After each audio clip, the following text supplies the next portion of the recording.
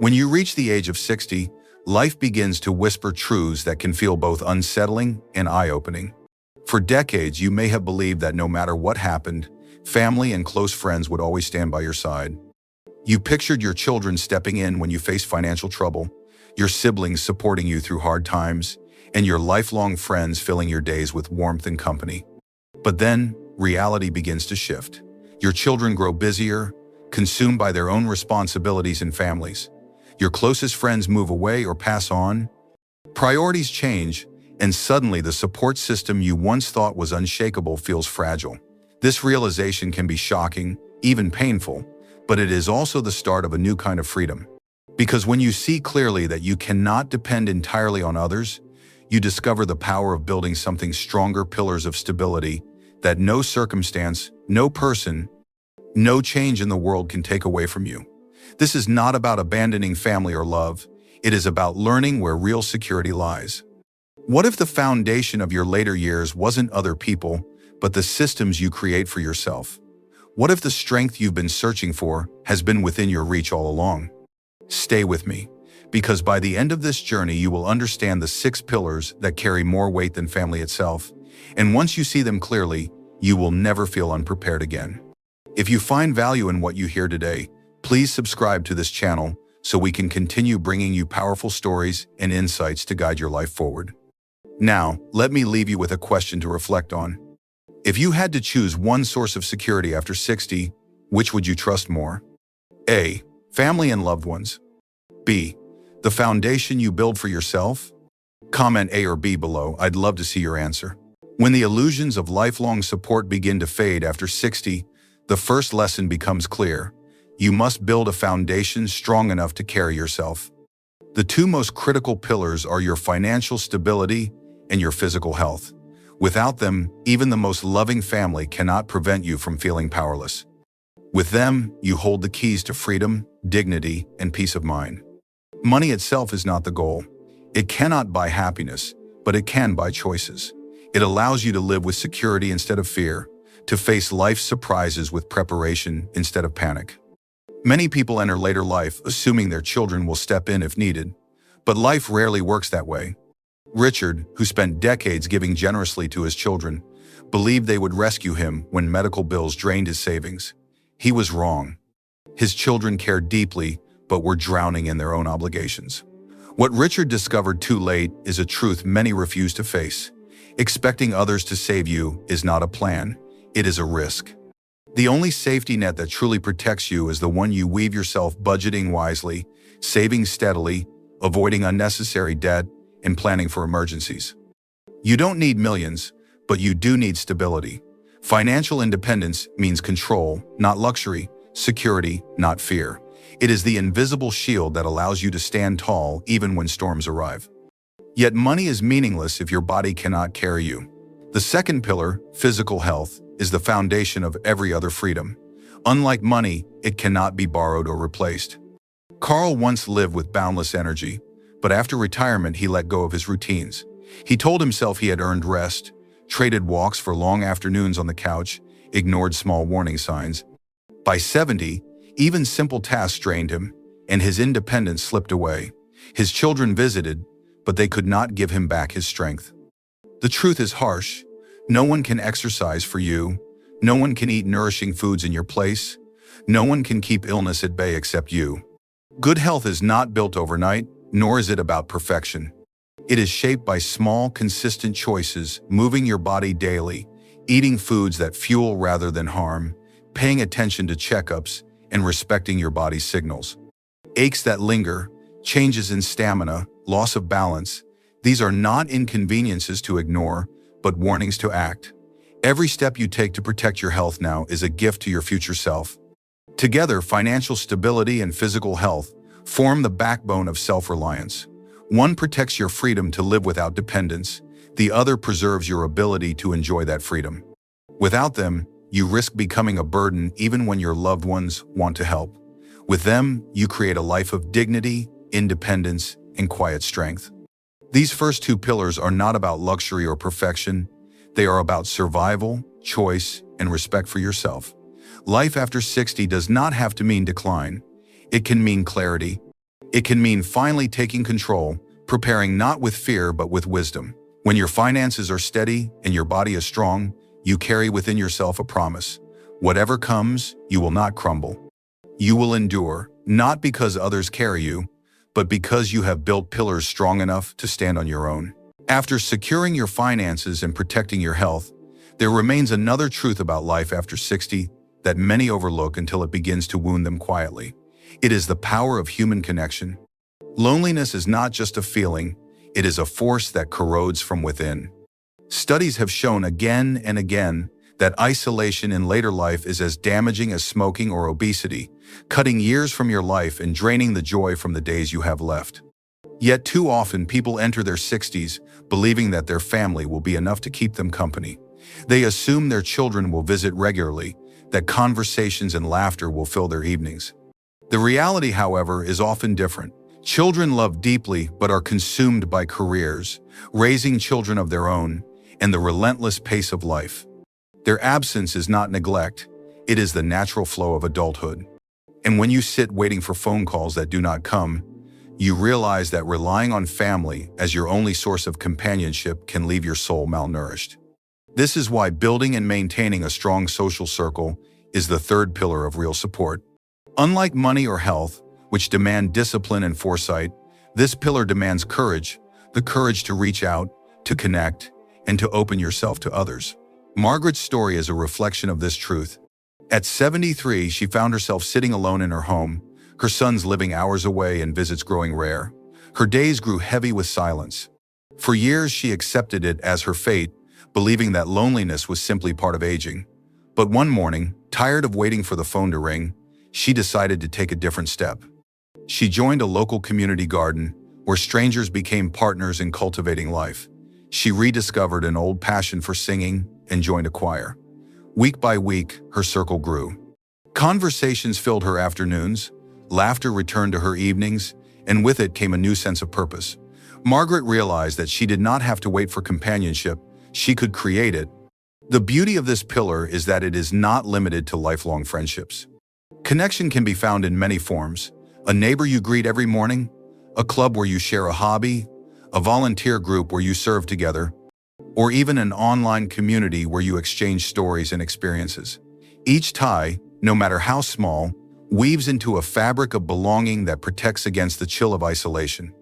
These relationships are not luxuries, they are lifelines.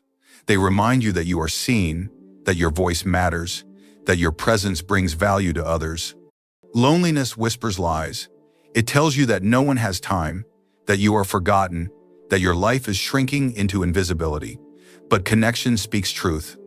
It tells you that you still have something to offer, that joy is not only for the young, that your story still has chapters left to write. Choosing to expand your social circle is not about replacing family. It is about strengthening yourself with a wider network of support. If you look at those who age with vitality and grace, you will see a common thread. They are not alone. They laugh often, they share meals, they exchange stories, and they build bonds that enrich their lives. They understand that companionship is as necessary as food or water for the spirit. And they do not wait passively for it to arrive. They seek it, nurture it, and protect it. So ask yourself, who in your life today brings you joy, energy, and comfort? If that list feels too short, it is not a signal of weakness. It is an invitation to grow. Your 60s and beyond can be a time of expanding your circle rather than shrinking it. Because at the end of the day, this pillar stands strong, not by chance, but by choice. The choice to stay open, to reach out, and to let others into your world. Build it now, and you will never walk through your later years in silence. Once the silence of loneliness has been replaced with the warmth of human connection, another question emerges.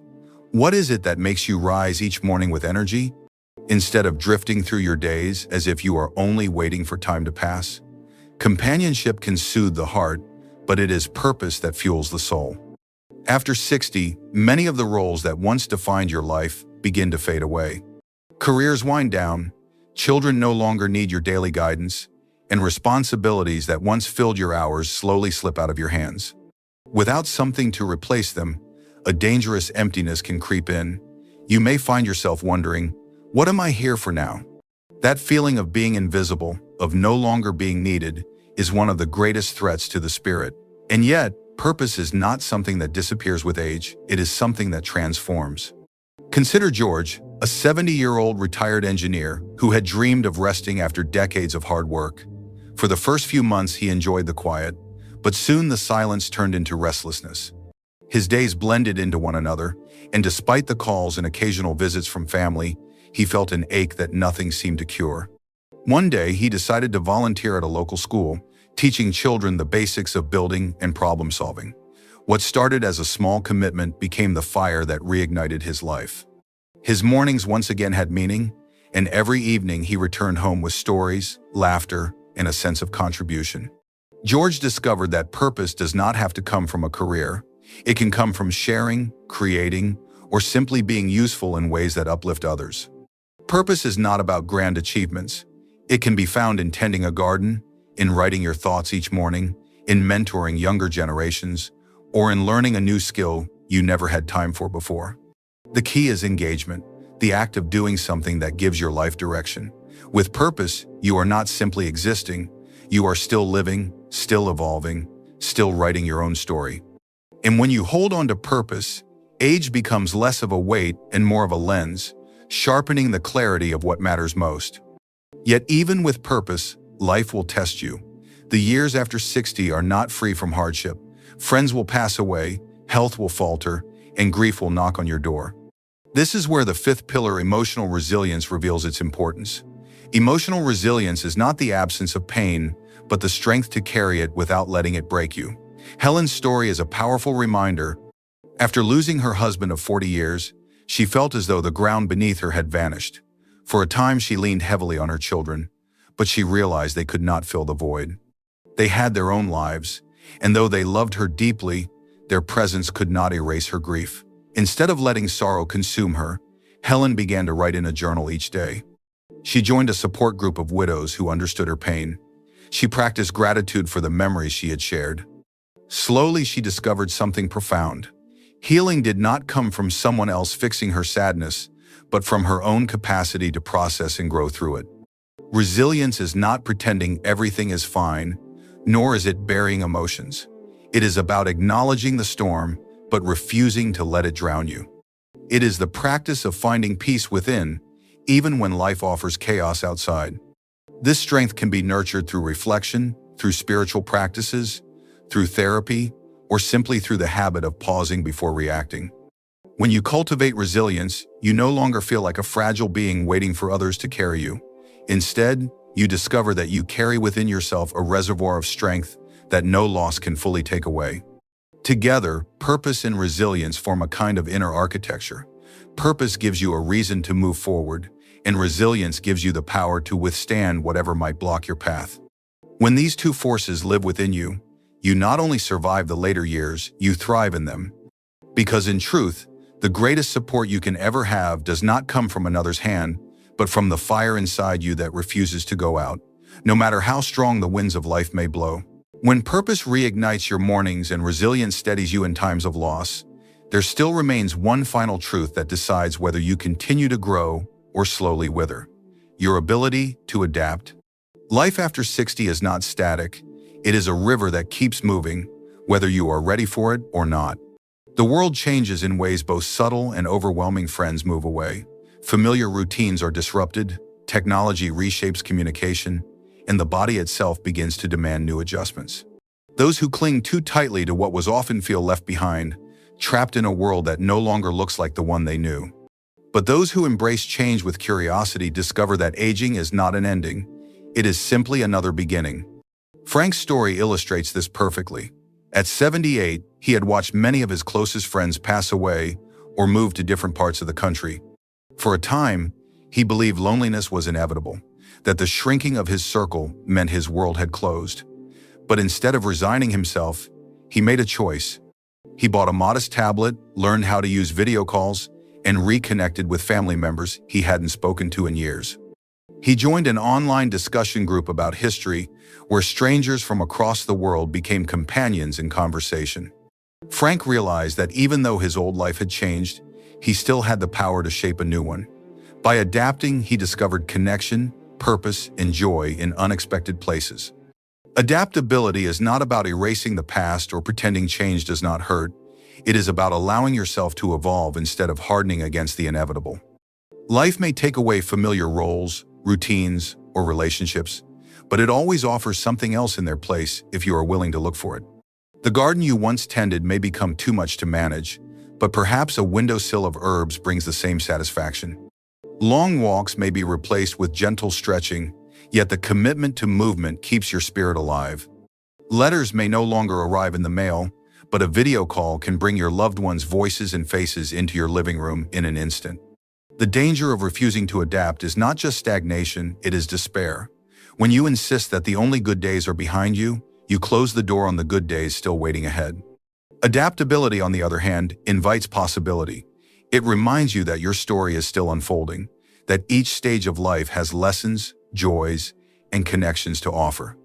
When you remain flexible, you find resilience in every change, not because life becomes easier, but because you learn to meet it with openness rather than resistance. This final pillar ties all the others together. Without adaptability, financial stability can be wasted by rigid thinking. Health can decline through unwillingness to adjust habits.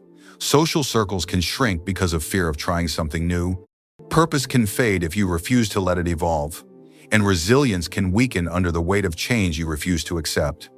Adaptability breathes life into every other strength you build, allowing them to grow with you instead of breaking under the passage of time. So as you reflect on what it means to age with dignity and strength, remember this: life will never stop shifting, but you have the choice to shift with it. You can meet each new season with fear and resistance, or with curiosity and courage. If you choose the latter, you will discover that aging is not a narrowing of possibilities, but a widening of wisdom. With adaptability as your final pillar, the years ahead are not something to dread, but something to embrace. For the person who continues to adapt will never be left behind. They will continue to live fully, to grow, and to thrive, no matter what changes come their way.